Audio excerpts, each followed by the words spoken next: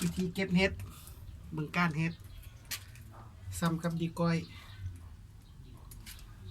ฟาร์มเห็ดพ่อใหญ่โน่เก็บแล้วต้องตัดหักอันนี้เก็บไปส่งลูกค้าถ้าบ่ตัดหักเห็ดมันบ่สะอาด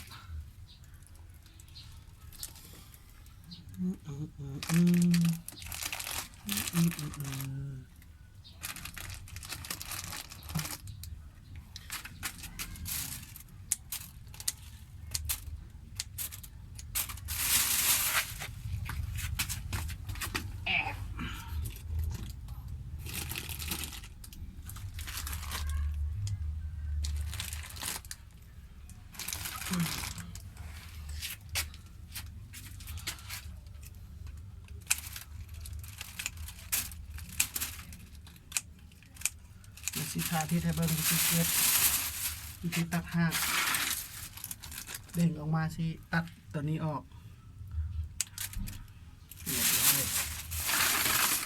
โอเคถ่ายเอาหลายๆ